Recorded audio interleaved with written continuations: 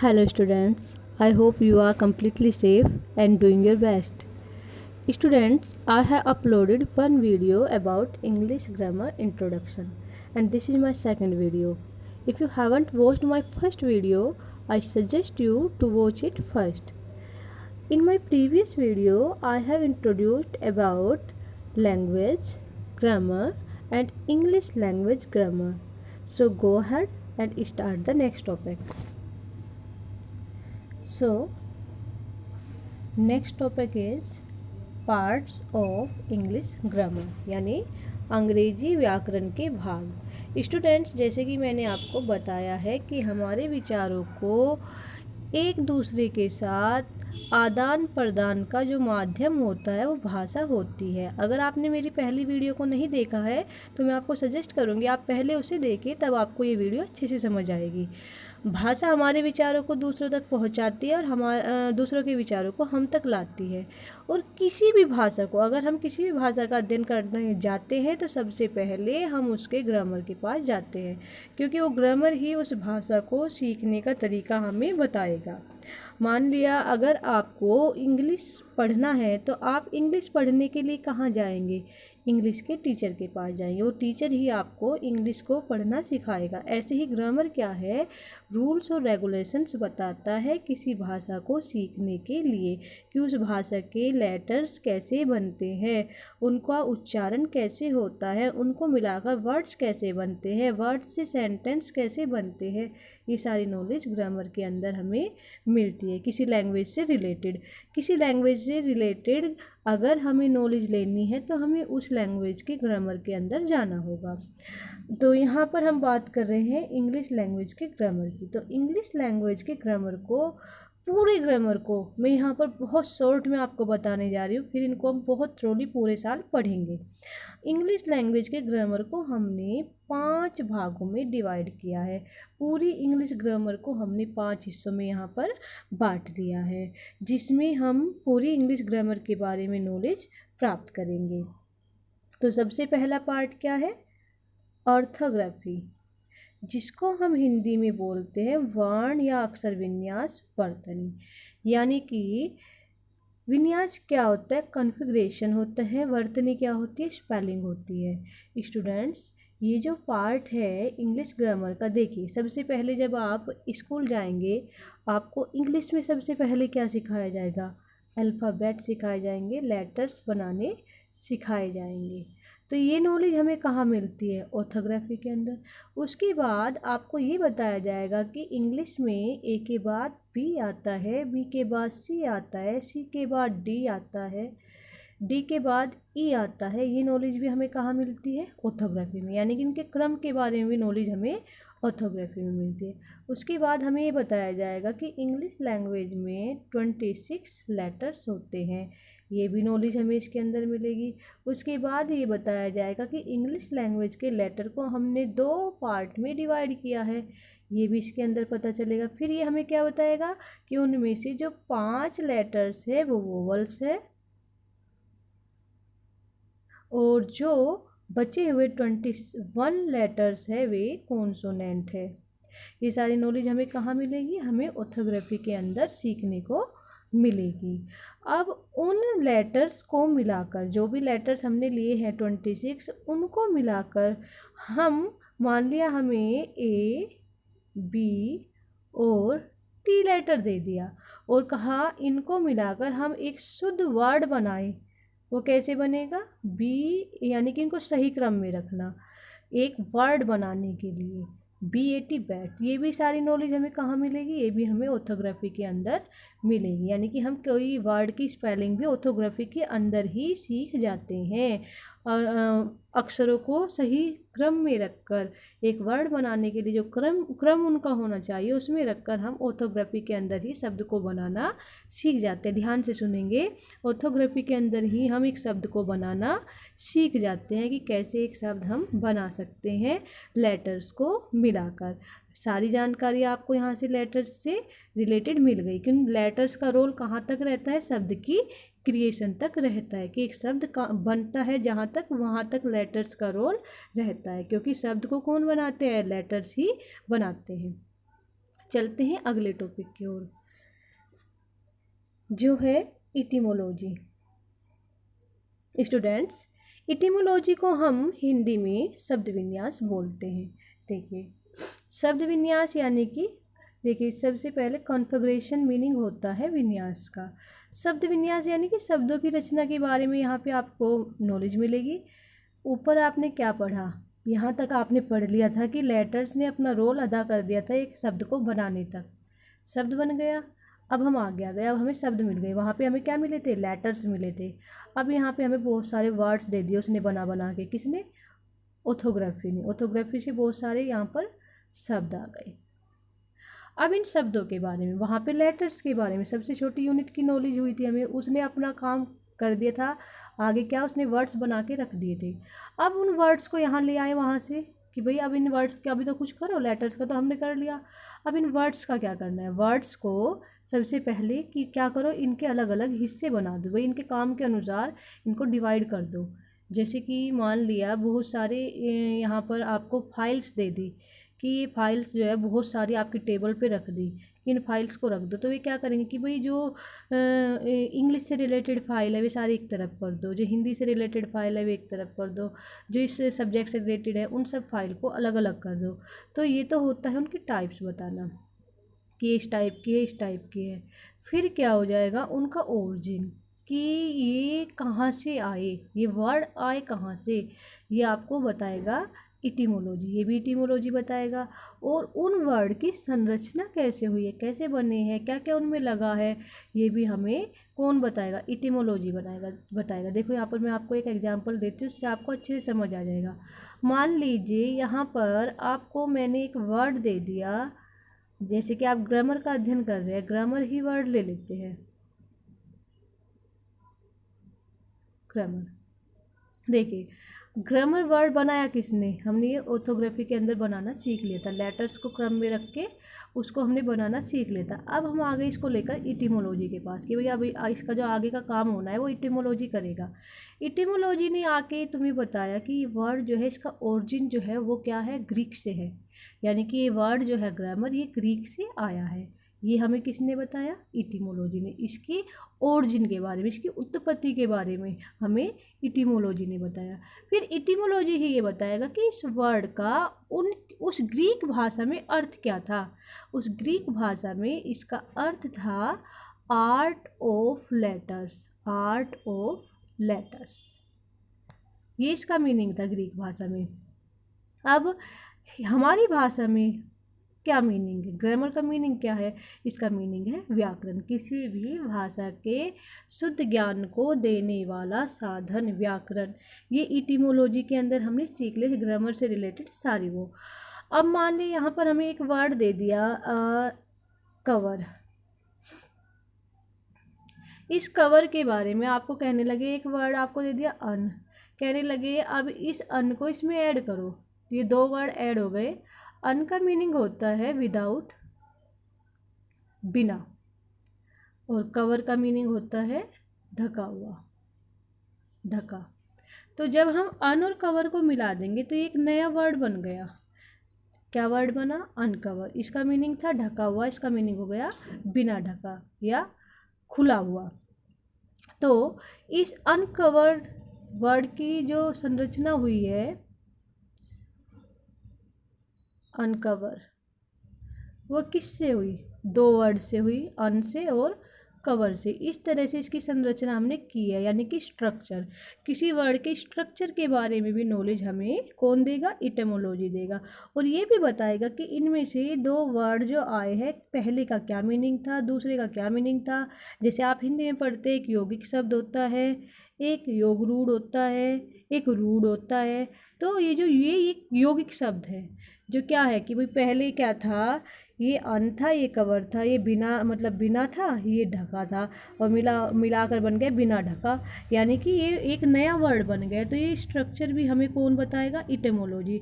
Etymology को हम बहुत सारे वर्ड देंगे ऑर्थोग्राफी के द्वारा, और वो उनका सारी नॉलेज हमें देगा कि उस वर्ड का ओरिजिन क्या है, उस ओरिजिन से इसका मीनिंग क्या था, अब इसका मीनिंग क्या है, हमने नया वर्ड क्या बनाया है, कैसे कई वर्ड को मिलाकर, ये सारी नॉलेज हमें इटिमोलॉजी के अंदर मिली। मिलेगी। तो इटिमोलॉजी मूल वर्ड के बारे में, नया जो वर्ड बना है वो मूल वर्ड्स को मिलाकर उनके बारे में, और जो इनके टाइप्स है वर्ड्स को हमने कैसे कैसे डिवाइड किया है, कौन कितने टाइप में हमने डिवाइड किया है, वो सारी नॉलेज हमें इटिमोलॉजी देगा। आगे चलते हैं। नेक्स्ट टाइप है सिंटैक्स। देखिए स्टूडेंट्स, सिंटैक्स का हिंदी मीनिंग वाक्य रचना है। सिंटैक्स के अंदर आप अपनी जो भी बात होती है उसकी क्रिएशंस कैसे होती है ये सीखते हैं।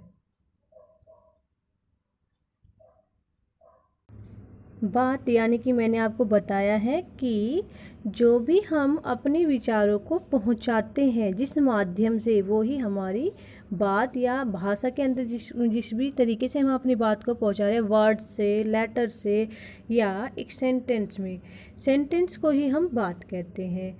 सेंटेंस यानी वाक्य, वाक्य और इंग्लिश में सेंटेंस, और अपनी भाषा में कही तो बात। हम अपनी बात को दूसरों तक जो पहुंचाते हैं, उस बात को पहुंचाने का जो सही तरीका है उसे हम सिंटैक्स कहते हैं। कि वो बात बोली कैसी जानी चाहिए, लिखी कैसे जानी चाहिए, उसी को हम सिंटैक्स कहते हैं। देखिए सबसे पहले मैं आपको बता दूँ, जो सिंटैक्स वर्ड है ये ग्रीक वर्ड है। जैसे ग्रामर एक ग्रीक वर्ड है, और ये जो ग्रीक वर्ड है ये ग्रीक वर्ड से क्रिएशन हुई है इसकी। इस वर्ड की क्रिएशन ग्रीक वर्ड से हुई है। जो ग्रीक वर्ड थे साइन और टैक्सिस, दो ग्रीक वर्ड से मिलकर ये सिंटैक्स बना है। इसमें साइन का मीनिंग है अरेंज करना, और टैक्सिस का मीनिंग है वर्ड्स को, यानी कि वर्ड्स को एक सही क्रम में अरेंज करना ताकि वो एक सेंटेंस बन सके। इसी को हम सिंटैक्स कहते हैं। सिंटैक्स का जो काम है वो है किसी भी, देखिए आपको मैंने बताया था कि ये जो पार्ट है हमारा ऑर्थोग्राफी, ये लेटर्स के बारे में नॉलेज देगा, और हमें यहाँ तक की नॉलेज देगा कि हमने वर्ड को बनाना सीख लिया। और जो इटिमोलॉजी है ये उन वर्ड्स के बारे में पूरी थ्रूली नॉलेज हमको देगा कि कितने टाइप में हम इनको बांटेंगे, कि कहाँ से ओरिजिन हुआ है इन वर्ड का। अगर हमें कोई वर्ड बनाना है तो उसकी स्ट्रक्चर हम कैसे करेंगे, ये सारी नॉलेज हमें इटिमोलॉजी देगा। शब्द के बारे में, केवल शब्द के बारे में ध्यान रखेंगे, शब्द के बारे में नॉलेज देगा ये हमें। अब हम आगे चलते हैं तो सिंटैक्स। सिंटैक्स हमें किसके बारे में नॉलेज देगा? वे जो शब्द इसने तैयार किए, ये जो शब्द इसने तैयार किए हैं इटिमोलॉजी ने, हमें बहुत सारे शब्द अब इसने दे दिए हैं। कोई नाउन है, कोई प्रोनाउन है, कोई एडवर्ब है, कोई एडजेक्टिव है। अब इस सिंटैक्स का काम है कि भाई अब तेरा काम आया, अब तू इनका कर क्या करेगा, ये क्या करेगा, ये इनको अरेंज करेगा सही तरीके से ताकि ये एक सेंटेंस बना सके, ताकि एक बात को बना सके।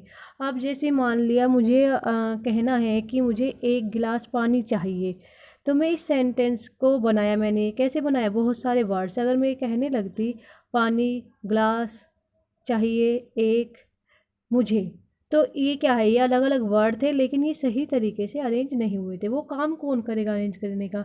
जहाँ पर इनको अरेंज किया गया सही तरीके से, वो होता है सिंटैक्स। जैसे कि मैं एक एग्जांपल यहाँ पर लिख कर दिखा देती हूँ, देखिए ऊपर ये एक सेंटेंस है, सी ब्लू माई हैज पेन। ये एक सेंटेंस है क्या ये सेंटेंस? नो, ये एक सेंटेंस नहीं है। सेंटेंस क्या होता है, मैं आपको सारी चीज़ें बहुत डीपली पढ़ाने वाली हूँ, फिलहाल मैं आपको इनकी बहुत थोड़ी नॉलेज दे रही हूँ। सेंटेंस क्या होता है? एक ग्रुप होता है वर्ड्स का, लेकिन ग्रुप वर्ड्स का ऐसा होना चाहिए जिसका कोई ना कोई मीनिंग ज़रूर निकलता हो। इसका कोई मीनिंग नहीं निकल रहा है, मीनिंगलेस सेंटेंस है। इसको हम क्या करेंगे, सेंटेंस का जो रूल होता है उसमें सब्जेक्ट के बाद हमें एक वर्ब चाहिए होती है, सी हैज, और उसके बाद जो ये ब्लू है ये एडजेक्टिव है। एडजेक्टिव किसका है? पेन का है। और ये जो माई है ये एडवर्ब है किसका? ब्लू का। जो तो ये ब्लू का एडवर्ब है, इस एडवर्ब को ब्लू से पहले आना चाहिए, ब्लू को पेन से पहले आना चाहिए, और हैज को सब्जेक्ट के बाद आना चाहिए। सी सब्जेक्ट है जो एक प्रोनाउन भी है। ये सारी चीज़ें मैं आपको बहुत डीपली पढ़ाने वाली हूँ। तो सही से ये सेंटेंस हमें ऐसे लिखना था, she has my blue pen, लेकिन हमने इसे सही से नहीं लिखा, इसीलिए सिंटेक्स के उससे गलत है, ये एक सेंटेंस नहीं है। तो एक सेंटेंस को सही लिखना हमें सिंटेक्स सिखाता है, वर्ड को सही लिखना हमें ऑर्थोग्राफी सिखाता है, वर्ड के बारे में सारी नॉलेज हमें इटिमोलॉजी देता है। उसके बाद आते हैं नेक्स्ट टॉपिक पर, जो है पंक्चुएशन। पंक्चुएशन को हिंदी में बोलते हैं विराम चिन्हों का प्रयोग। स्टूडेंट, जैसे कि आप जानते हैं कि ये साइन किसके लिए होता है? क्वेश्चन मार्क के लिए होता है। ये किसके लिए होता है? फुल स्टॉप के लिए होता है। ये किसके लिए होता है? सरप्राइज दिखाने के लिए होता है। ये सारे, और ये क्या होता है? ये थोड़े पॉज के लिए होता है, थोड़ी रुकावट के लिए होता है। ये सारी जो साइन है, इनके बारे में हमें नॉलेज कौन देता है? वो पंक्चुएशन देता है। पंक्चुएशन के अंदर हमें पता चलता है कि कोई बात हमारा कथन है या जिसको हम इंग्लिश में स्टेटमेंट कहते हैं, तो उसका पता कैसे लगेगा? इस फुल स्टॉप से, कि भाई एक फुल स्टॉप हम उसके पीछे लगा दें, ये डॉट लगा दें, तो इसका मीनिंग होता है कि ये हमारा एक स्टेटमेंट है।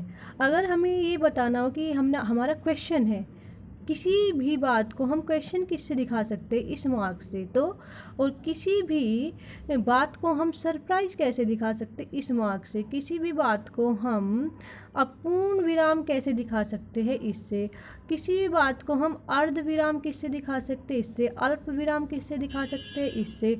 और कुछ भी, मतलब जो भी हमें दिखाने के लिए, शो करने के लिए कि ये बात हमारी ये है, हम ये कहना चाह रहे हैं, ये हमारा क्वेश्चन है, ये हमें यहाँ पर सरप्राइज हो रहा है, यहाँ पर हमारी बात कंप्लीट हो चुकी है, स्टेटमेंट हमारा कंप्लीट हो चुका है। ये सारी नॉलेज जिन चिन्हों से होती है, उन चिन्हों को ही हम मार्क्स ऑफ पंक्चुएशन कहते हैं। जैसे कि लिखा हुआ भी है, through it we learn how to use punctuation marks in a sentence. यानी कि एक सेंटेंस में विराम चिन्हों का प्रयोग कैसे किया जाना चाहिए, जो चिन्ह मैंने आपको बताया कि इनका प्रयोग कैसे किया जाना चाहिए, ये सारी नॉलेज हमें कौन देता है? ये हमें पंक्चुएशन देता है। और पंक्चुएशन मार्क्स ज़रूरी नहीं जो मैंने आपको ये 2-4 बताए, बस ये बहुत सारे पंक्चुएशन मार्क्स होते हैं। और कुछ कैपिटल लेटर से रिलेटेड भी नियम होते हैं जो पंक्चुएशन के अंदर ही आते हैं। वो सारी नॉलेज जब मैं आपको पंक्चुएशन का चैप्टर टीच करूँगी तब आपको बताऊँगी। आते हैं नेक्स्ट एंड लास्ट टॉपिक पर, जो आज का लास्ट टॉपिक होगा प्रोसोडी। प्रोसोडी क्या होता है? ये होता है छंद शास्त्र। देखिए स्टूडेंट, जब हम पोएम लिखने के लिए जाते हैं तो हमें छंद शास्त्र का अध्ययन करना होता है कि एक पोएम को हम कैसे क्रिएट करते हैं। हमें ग्रामर की तो नॉलेज हो गई, लेकिन पोएम लिखने के लिए कुछ नियम और भी होते हैं जिनकी नॉलेज हमें होनी ज़रूरी है। जैसे आपने वर्ड को लिखना सीख लिया था, लेकिन उस वर्ड का सही प्रोनाउंसिएशन क्या होगा, उसमें स्वर की ध्वनि कैसी आ रही है। देखिए, जैसे एक वर्ड है, यहाँ पर मैं आपको एक वर्ड दिखा देती हूँ, सेंटेंस। इसको अब आप लिख कर देखिए,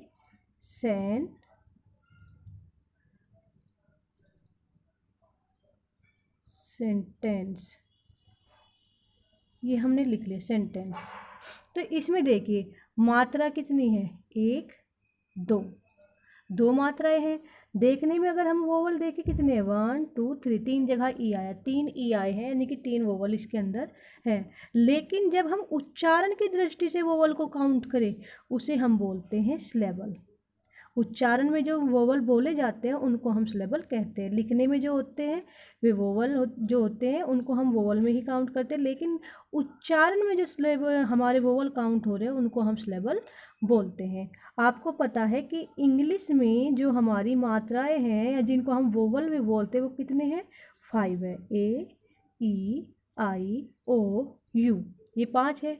और हिंदी में 11 है, ऐसे लेके औ तक, ये हमारे 11 वोवल है। अगर हमारे किसी वर्ड में, किसी इंग्लिश के वर्ड में या तो हिंदी के किसी वोवल का साउंड आए या इंग्लिश के किसी वोवल का साउंड, ऐसे औ तक, तो वो जो साउंड आ रहा है, आवाज़ जो आ रही है, लिखने में नहीं देखना है, लिखने में 3 वोवल है इसके अंदर, लेकिन आवाज़ देने में कितने हैं? 2। तो उन वोवल के जो बोलने में आवाज़ आ रही है उन्हीं को हम सिलेबल कहते हैं। आपको समझ आ गया होगा सिलेबल। अब देखिए जो सिलेबल है इनको भी हमने 2 पार्ट्स में डिवाइड किया है। एक तो स्ट्रेस्ड होते हैं और एक होते हैं अनस्ट्रेस्ड। देखिए स्ट्रेस्ड, जैसे कि हिंदी में जब आप छंद में मात्राओं को काउंट करने जाते हैं तो उसमें जो होती है लघु और दीर्घ होता है, लघु और गुरु जिसको बोलते हैं, ये लघु के लिए साइन होता है, सॉरी हाँ ये लघु के लिए होता है, गुरु के लिए साइन होता है। ऐसे ही इंग्लिश में भी मात्राएं स्ट्रेस्ड और अनस्ट्रेस्ड होती है।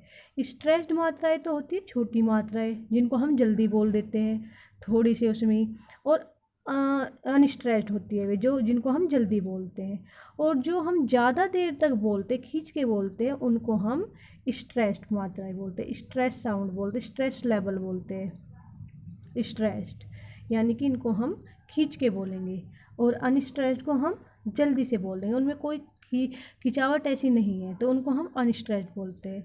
जैसे कि मैं यहाँ पर एक एग्जांपल दे रही हूँ। हाँ, उसके बाद आप देखिए ये तो हो गए सिलेबल, कि भाई जो मात्राओं की आवाज़ आ रही है हमें वो होते हैं सिलेबल, और उनमें स्ट्रेस्ड और अनस्ट्रेस्ड होते हैं, ज़्यादा देर तक बोलने वाले और कम देर तक।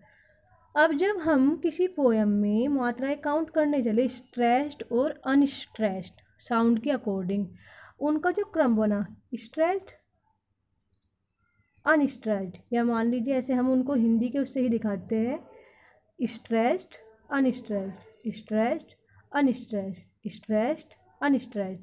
तो क्या हुआ, पहले एक स्ट्रेस्ड फिर unstressed, stressed unstressed, stressed unstressed, एक सीरीज बन रही है ना, पहले ये फिर एक छोटा फिर बड़ा फिर छोटा फिर बड़ा, तो एक सीरीज बनी है। इस सीरीज को हम बोलते हैं फीट। ठीक है, अब इस सीरीज को भी हमने डिवाइड कर लिया कि भाई यहाँ पे एक सीरीज, यहाँ पे दूसरी सीरीज, यहाँ पे तीसरी सीरीज, कोई एक स्ट्रेच और एक अनस्ट्रेच की एक सीरीज, एक स्ट्रेच और एक अनस्ट्रेच की एक सीरीज, एक स्ट्रेच और एक अनस्ट्रेच की एक सीरीज, इसको हम बोलते हैं मीटर। जब हम इनको भी डिवाइड कर लेते हैं ऐसे कि भाई तू इधर चल तू इधर चल तू इधर चल, इसको हम बोलते हैं मीटर। देखिए सिलेबल क्या हुआ, सिलेबल हुआ किसी भी वोवल को, किसी भी वर्ड को जब हम प्रोनाउंसिएशन जब उसका हम करते हैं और उसमें जो ध्वनि हमें स्वर की सुनाई देती है उसमें स्ट्रेस्ड और अनस्ट्रेस्ड का जो साउंड बताता है वो होता है सिलेबल। उन स्ट्रेस्ड और अनस्ट्रेस्ड की जो एक सीरीज बन जाती है, मान लो ये सीरीज है, ये मान लो चलो ये सीरीज है, पहले एक अनस्ट्रेस्ड फिर एक स्ट्रेस्ड फिर एक अनस्ट्रेस्ड, तो ये एक सीरीज बनी, ये हुई फीट, ये एक फीट बन गया। अब एक और हमने ऐसा ही ले लिया, ये भी एक फीट बन गया, एक और ऐसा ही ले लिया, ये भी एक फीट बन गया। तो ये बहुत सारे फीट मिलकर एक मीटर बनाते हैं, बहुत सारे सिलेबल मिलकर एक फीट बनाते हैं। फिर से देख लीजिए, बहुत सारे सिलेबल मिलकर एक फीट बनाते हैं, बहुत सारे फीट मिलकर एक मीटर बनाते हैं। आई होप आपको समझ आ गया होगा। ये एक एग्जाम्पल देख लीजिए, इससे आपको और अच्छे से समझ आ जाएगा। देखिए, confusion, same, are, more, dash, pair, at once, his, bosom, will. देखिए पूरा एक वर्ड है कन्फ्यूजन, कन्फ्यूजन एक वर्ड है, सेम और एक वर्ड है, लेकिन हमने क्योंकि यहाँ पर क्या करना है, इनको सिलेबल में डिवाइड करना है, इसलिए हमने इसको काट दिया है। हमने यहाँ पर ये फीट बनाए हुए हैं, ये हमने यहाँ पर फीट बना लिए, एक फीट हो गया, ये एक फीट हो गया, एक फीट हो गया। तो अब इन फीट में देखिए सिलेबल का वो देखिए इसमें सीक्वेंस क्या है। सबसे पहले इसको देखिए, कन, फ्यू और जन, तीन हिस्सों में हमने इसको डिवाइड किया। इसमें देखिए बड़ी मात्रा कहाँ आई, यहाँ पर आई, यानी कि ये स्ट्रेच्ड है, ये दोनों क्या है, अनस्ट्रेच्ड है। ठीक है, ये अनस्ट्रेच्ड, ये स्ट्रेच्ड, ये अनस्ट्रेच्ड। लेकिन हमने क्या, यहाँ तक हमारा एक फीट पूरा हो रहा है, पहले एक अनस्ट्रेच्ड है फिर एक स्ट्रेच्ड है, ये अनस्ट्रेच्ड आपको पता चल गया। अब सेमर को देखिए, सेमर, सेम तो यहाँ तक हुआ, और अर जो है ये हुआ अर। अर में छोटे वोवल का साउंड है, इसमें देर तक बोलने वाले वोवल का साउंड है। ए जो है ये छोटे वोवल का साउंड है, यानी कि अनस्ट्रेच्ड है, और ये ए जो है स्ट्रेच्ड है, यानी कि यहाँ पर स्ट्रेच्ड और यहाँ पर अनस्ट्रेच्ड। ऐसे ही यहाँ पर स्ट्रेच्ड है मोर्स में जब हम बोल के देखेंगे, और यहाँ पर अनस्ट्रेच्ड है, यहाँ पर स्ट्रेच्ड है। इस तरह से जो ये एक सीक्वेंस बना, ये यहाँ पर एक फीट बन गया, एक फीट ये बन गया, एक फीट ये बन गया, इन फीट को जो काउंट करते हैं, 1 फीट, 2 फीट, 3 फीट, 4 फीट, ये सारे मिलकर क्या बन गए, मीटर बन गए। यानी कि 4 मीटर या 5वां मीटर ये है, 6ठा मीटर ये है, 7 मीटर है इसके अंदर। और अगर हम फीट की बात करें तो फीट कितने हैं, 1 2 3 4 5 6 7 8, तो 8 हमारे इसके अंदर फीट है और मीटर इसके अंदर 7 है। इस तरह से हम इनको डिवाइड करते हैं पोएम के अंदर। इनके बारे में मैं आपको बहुत अच्छी सी सारी नॉलेज एक वीडियो के थ्रू दूंगी। होप करती हूँ यहाँ तक आपको सब समझ आया होगा। हाजिर होंगे अपनी अगली वीडियो लेकर, जिसमें हम इंग्लिश ग्रामर को कंटिन्यू रखेंगे। Thank you, take care.